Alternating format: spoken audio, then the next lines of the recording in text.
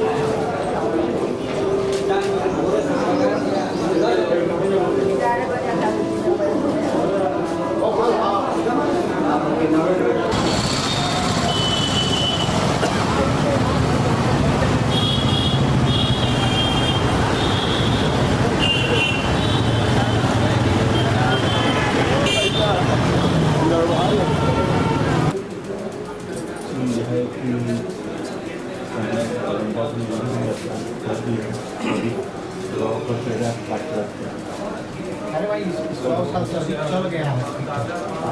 बात ये है कि जब होटल में ठहरने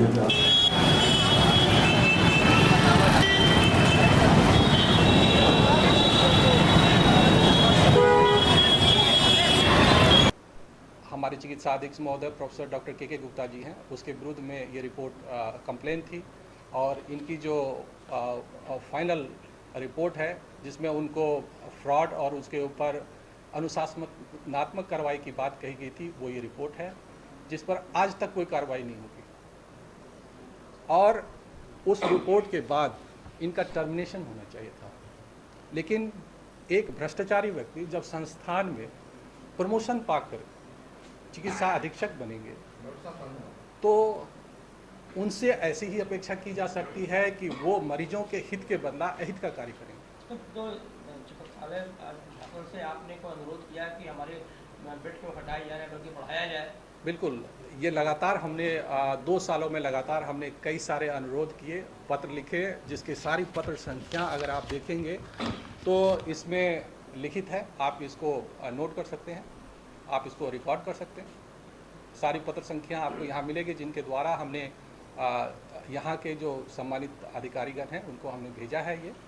और इसके बाद एक कमेटी बनाई गई थी, कमेटी पिछले अगस्त में बनाई गई थी और उस कमेटी ने ये आम सहमति से यानी कि मेजॉरिटी से एक निर्णय दिया। उसमें चिकित्सा अधीक्षक जो हैं उनके भी रिप्रेजेंटेटिव थे, उन्होंने अपने जितने भी बातें कहनी थी सब उस कमेटी के सामने रखा। हृदय विभाग को क्यों बेड नहीं मिलना चाहिए और हमने ये बात रखी कि हृदय विभाग को क्यों बेड मिलनी चाहिए। समिति ने अक्टूबर के पहले हफ्ते में मेजॉरिटी से ये माना कि हृदय विभाग का जो क्लेम है वो जेन्युइन है और उनको ज़्यादा से ज़्यादा बिस्तरें मिलनी चाहिए। और उसके बाद उनका जो रिकमेंडेशन था वो ये था कि जो हृदय विभाग जहाँ पुराने स्थल पर अभी हैं उसको छोड़कर नए बिल्डिंग में उनको शिफ्ट करना चाहिए और वहाँ पर उनको जो चौथा तल्ला CSSB है उसका संपूर्ण चौथा तल्ला हृदय विभाग को आवंटित किया जाना चाहिए और 5वां तल्ला का आधा हिस्सा हृदय विभाग को आवंटित किया जाना चाहिए। ये निर्णय अक्टूबर के पहले हफ्ते में हुआ।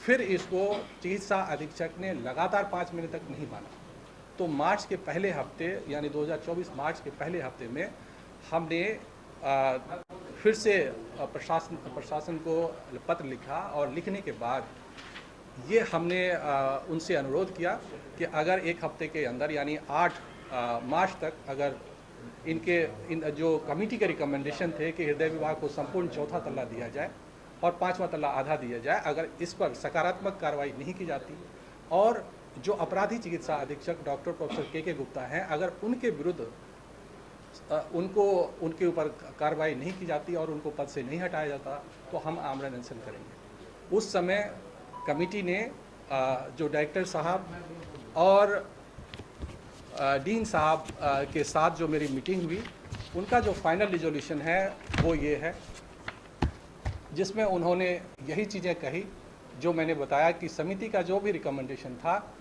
वो तुरंत प्रभाव से लागू किया जाए। यानी कि 8 तारीख को मीटिंग थी, उन्होंने कहा था कि 9 तारीख से ये इनको लागू किया जाए और इसके लिए चिकित्सा अधीक्षक महोदय को निर्देशित भी किया है। नीचे देखिए, फॉर नेसेसरी एक्शन टुमारो लिखा हुआ है इसमें। फॉर नेसेसरी एक्शन में इंक्लूड है जो बेड बढ़ाने की, यही लिखा हुआ है, यही रिकमेंडेशन है, नेसेसरी एक्शन। ये रिकमेंडेशन है जिस पे देखिए डायरेक्टर साहब और डीन साहब का नीचे मेरा दस्तखत है, आप देखिए। अच्छा, उनका अब की स्थिति में अब आगे आप क्या करेंगे? अब क्या है कि ये बनारस हिंदू यूनिवर्सिटी में एक बहुत ही गंभीर प्रशासनिक जो है परिस्थिति पैदा हो गई।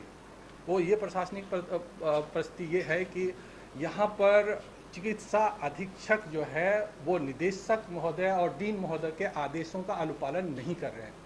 और इस जो अपराधी चिकित्सा अधीक्षक है, इसका ये ऐसा इसलिए कर पा रहे हैं क्योंकि कुलपति का सीधा संरक्षण प्राप्त है, जो आज के भी प्रेस कॉन्फ्रेंस में जो अभी पत्र भिजवाया है और मुझे धमकाने की कोशिश कर रहे हैं वो पत्र देकर कि आप एक्सप्लेन करें। आज तक मैं इतने सारे पत्र कुलपति महोदय को लिखा, उन्होंने एक भी पत्र का जवाब नहीं दिया मेरा, और भ्रष्टाचार के सारे सबूत जो मैं आपको दिखा रहा हूँ वो सब उनको भी भेज चुका हूँ। जिस पर कदम आपको क्या होगा? आपने किसको पत्र लिखा है? कुलपति महोदय जी को खुला पत्र किसको लिखा है? अभी क्या करने वाले हैं?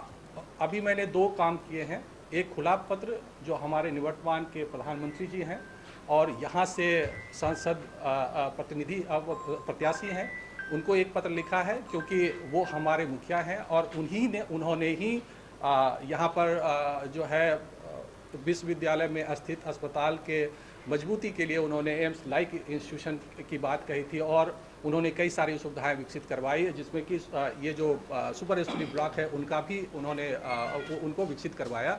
तो मेरा उनसे भी निवेदन है कि जो वर्तमान के कुलपति महोदय हैं, जो कि एक भ्रष्ट चिकित्सा अधीक्षक के जाल में मोह माया में फंसे हैं और उनके ऊपर पता नहीं क्या प्रेम है उनका, उन पर कोई कार्रवाई नहीं कर रहे हैं और 3 साल बीत जाने के बाद जबरन बनाए हुए हैं, तो ऐसे व्यक्ति के विरुद्ध तुरंत प्रभाव से कार्रवाई करें।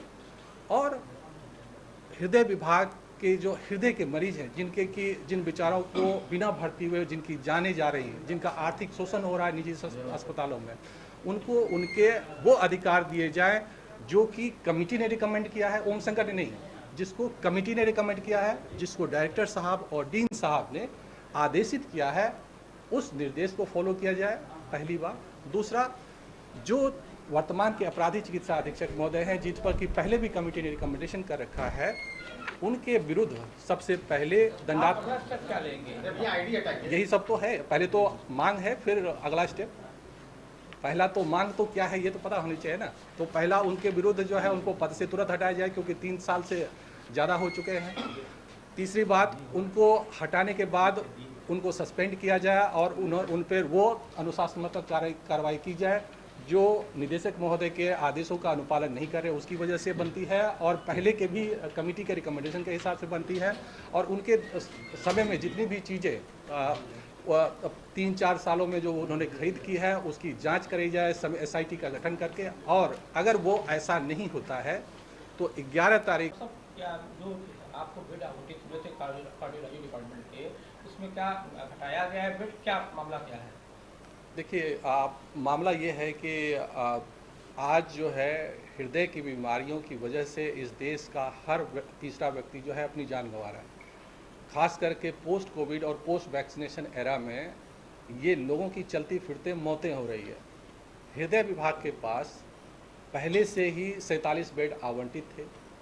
इसके लिए लगातार पिछले 15 सालों से हम लोग प्रयासरत थे। जो हमारे निवर्तमान के प्रधानमंत्री जी हैं, उन्होंने हम लोगों की इस गुहार को सुना और उन्होंने एक सुपर स्पेशलिटी भवन बनाया। उसमें यानी कि ये जो अस्पताल में अगर बेड देखें तो अधिकारियों का दावा है कि लगभग 2500 बेड हमारे अस्पताल में हैं। उस हिसाब से देखा जाए हर तीसरा बेड जो है हृदय के लिए होना चाहिए। यानी कि अगर अस्पताल 2500 की है तो कम से कम 850 बेड जो है वो हृदय विभाग को आवंटित होना चाहिए। वर्तमान में सिर्फ 47 बेड हैं और वही चले आ रहे हैं। आज के अगर निर्देश को माना जाए तो वो बेड घटाकर 41 कर दी गई है। यानी कि जो वर्तमान की चिकित्सा अधीक्षक महोदय हैं और उनकी जो समिति है, उनकी जो समिति है, उनका ये मानना है कि ये हृदय विभाग को बेड बढ़ाने की आवश्यकता नहीं है। मैंने पहले 47 थी, उसको 41 कर दिया 41 कर दिया बिना गया। कोई कारण बताया? बिना कारण क्या, मतलब ये इस जो चिकित्सा अधीक्षक महोदय हैं वो ब्लड बैंक के इंचार्ज के रूप में भ्रष्टाचार के सत्यापित अपराधी हैं। उसको समिति ने, जिसके की रिपोर्ट हमने आपको दी है, आपके पास है, वो इसको मैं दिखाना चाहूँगा। ये हैं ब्लड बैंक के